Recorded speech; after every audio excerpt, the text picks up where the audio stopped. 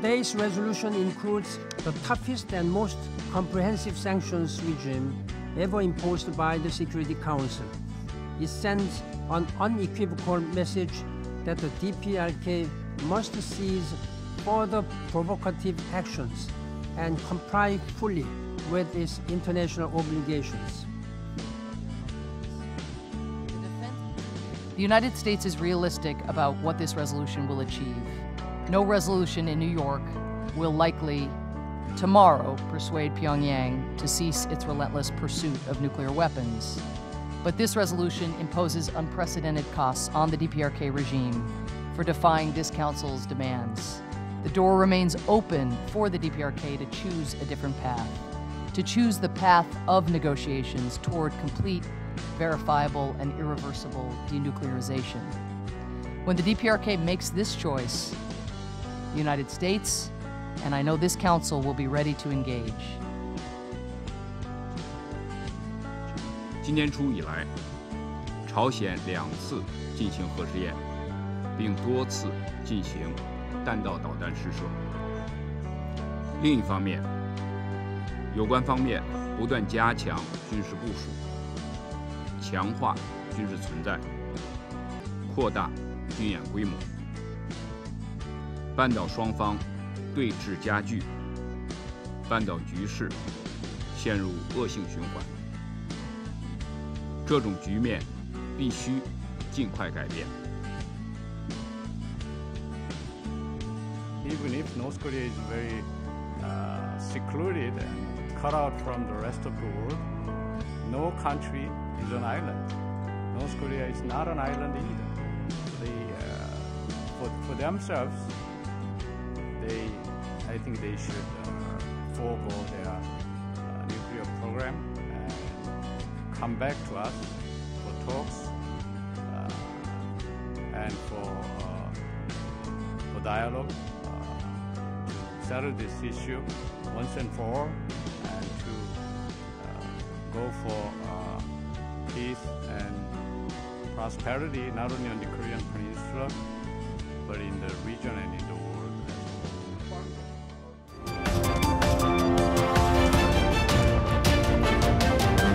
My great pleasure to welcome the Foreign Minister of Egypt here today, and I think both of us would express our pleasure at signing this U.S.-Egypt cultural property agreement. This has been years in the making. It represents the first agreement in the Middle East or North Africa regarding the protection of antiquities. And it's a real challenge on a global basis, so this is groundbreaking.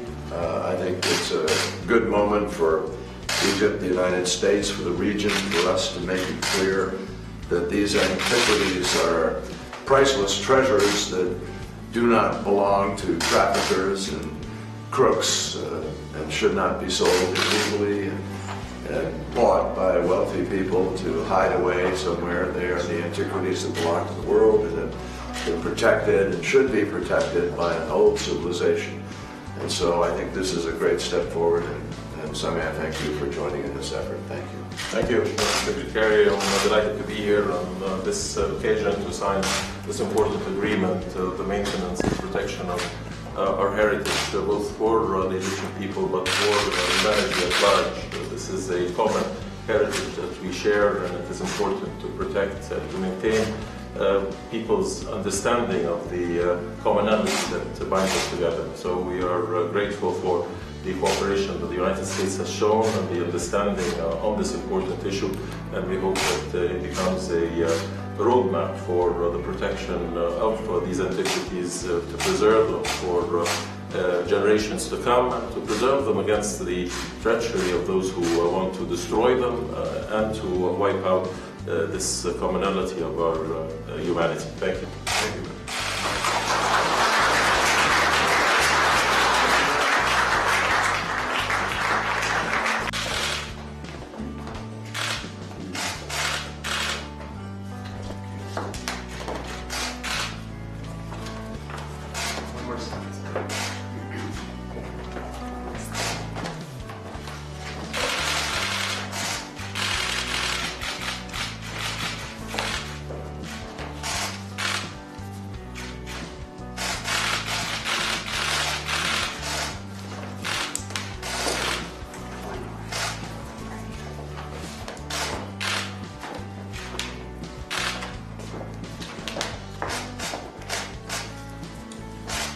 very tough message.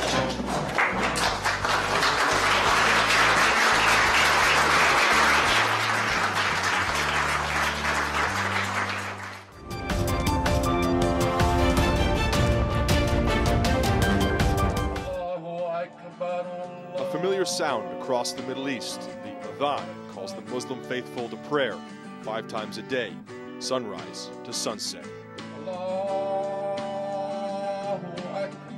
This man, known as the muezzin, reciting the chant, calling out from the minaret loudspeakers. Now a proposed Israeli law could muffle the call to prayer. Known as the muezzin bill, it says religious announcements are forbidden between 11 at night and 7 in the morning. It doesn't mention a specific religion, but its impact overwhelmingly would be on Muslims' morning call to prayer. Prime Minister Benjamin Netanyahu says he's received complaints from all religions, including Muslims, about the call. Israel is a country that respects freedom of religion for all faiths. Israel is also committed to defending those who suffer from the loudness of the excessive noise of the announcements. Some cities around the world impose limits on religious loudspeakers, but if they get too loud, Israel has a way to deal with them. Critics of this bill, and they come from the left and the right, say there are already noise ordinances in place to quiet the call to prayer if it gets too loud. Some of those critics say this bill, then, is a populist attack on Muslims. Allahu Akbar! Lawmaker Ahmad Tibi chanted the adhan in Israel's parliament to protest the bill. His anger, he says, is a reflection of the Arab community's anger. We are against it, we will continue to be against it, and I am calling my people not to respect such a law. Support has come from Christian churches, whose leaders say this is turning peaceful religion into dangerous politics. They are using and misusing religion to incite each people to kill the other. That's the problem.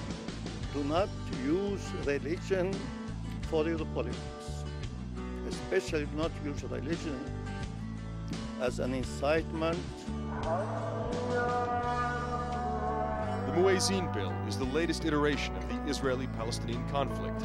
But when the conflict touches faith, it could become something else entirely, a religious struggle, as the sound of the muezzin becomes the noise of the conflict.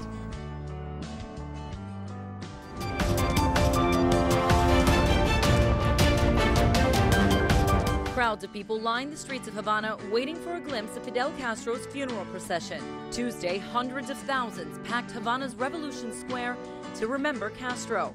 Fidel! Fidel! Some considered him a heroic revolutionary. Everything Fidel said he would do, he completed. Others saw Castro as a dictator who ignored human rights, free speech, and free elections. After seizing power in 1959, Castro embarked on a journey known as a caravan of freedom.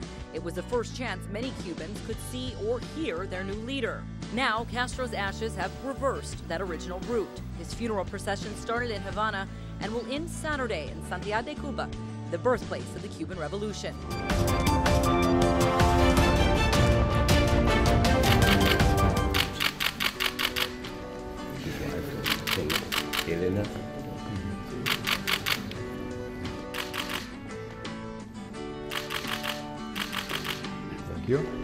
This is a Japanese artist, 17th century artist, and the original is in the 26th martyr.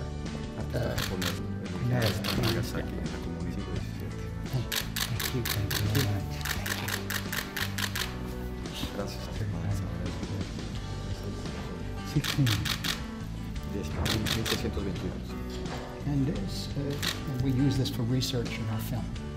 Lo hicieron para investigar.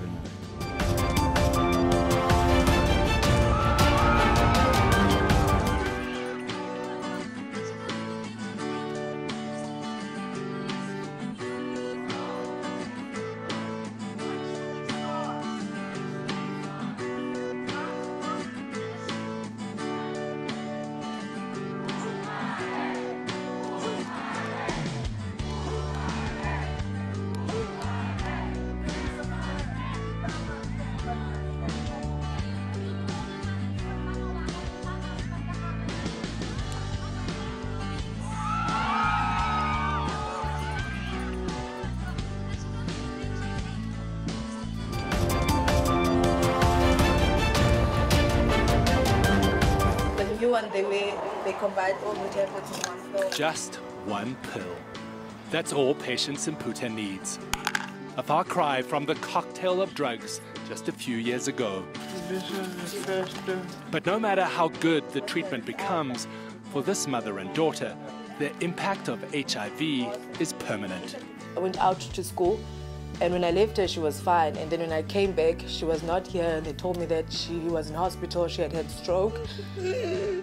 4 successive strokes, complications of the virus, crippled patients. It crippled her family. You know, I was not used to depend on other people. The words are a struggle. Her pain unmistakable. The massive rollout of antiretrovirals saved thousands of lives, but the epidemic still rages on. Worldwide, it's estimated an adolescent becomes newly infected every 2 minutes. Luyanda Ngobo's HIV was passed on from his mother at birth. He's part of a generation of young people that must take drugs their entire lives. I don't deserve this. I'm a human being. Why am I not like the other kids? Why am I not healthy? Why am I sick all the time? In these neighborhoods, not everyone knows who's on antiretrovirals, but it's estimated in South Africa more than 3 million people are on HIV drugs. That's the most in the world, and it's a massive health burden. You need to take the drug absolutely every single day. That's quite a tall order for a young person. Linda Gale Becker runs a research center in the heart of Gugulethu Township. She says AIDS is the #1 killer of young people here. If we ultimately want control of this epidemic, we are going to need to control the numbers of people becoming infected. And there is no better way, no more sustainable way than having a prophylactic vaccine. It's the holy grail of epidemic control. But the virus is complex. For 30 years, while treatment has improved, a vaccine remained out of reach until now. We've seen immune responses that make us very optimistic. So I think we are, rightfully and justifiably feeling optimistic. Fanning out into the hardest hit communities, volunteers are being recruited for the first major vaccine trial in nearly a decade. We share jokes together, we laugh together, we debate together, we're always arguing. We like watching TVs and making our own stories up. The treatment saved her mother's life. But Titila doesn't want anyone to suffer like her mother. She herself is HIV negative, so she volunteered to participate in the initial study that cleared the way for the landmark vaccine trial. You get to be the superhero that you want to be. You get to bring change in many people's lives just by you. You doing this can help 1,000 more people out there. You doing this can create an HIV-free generation. Too late for her generation, but now hope for the next. David Mackenzie, CNN, Gugulethu, South Africa.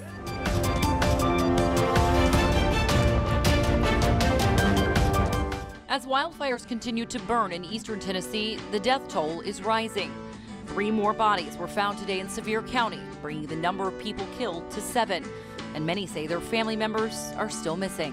Called the other shelters here. They said she isn't there. Just hoping for a miracle. More than 700 buildings have been destroyed or damaged, 300 of those in the popular vacation town of Gatlinburg, according to officials.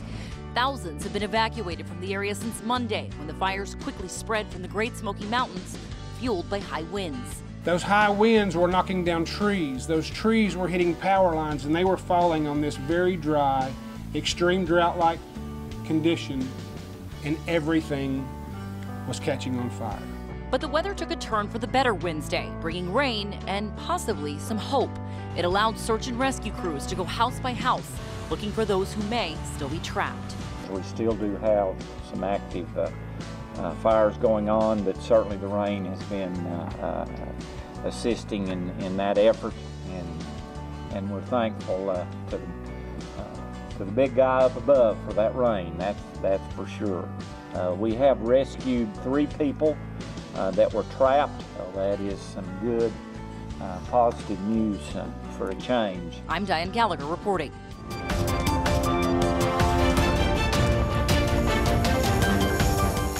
It hurts, it's forever, and now that tattoo might get you turned away at the door. I would say, from my point of view, it's definitely a little discriminatory. Elm Street tattoo owner, artist, and TV show host of Ink Master, Oliver Peck, can't believe there's a restaurant in Dallas that wouldn't let him in. Not everybody with a neck tattoo's in the game. You know, sorry to break the news to you. The company's lawyer told us the policy isn't a ban on ink, they just rather prefer no neck or face tattoos. Just came to Little Woodrow's and they wouldn't let me in to spend my money because I have a tattoo on my face. Attorney Britta Stanton says Little Woodrow's is likely well within its right.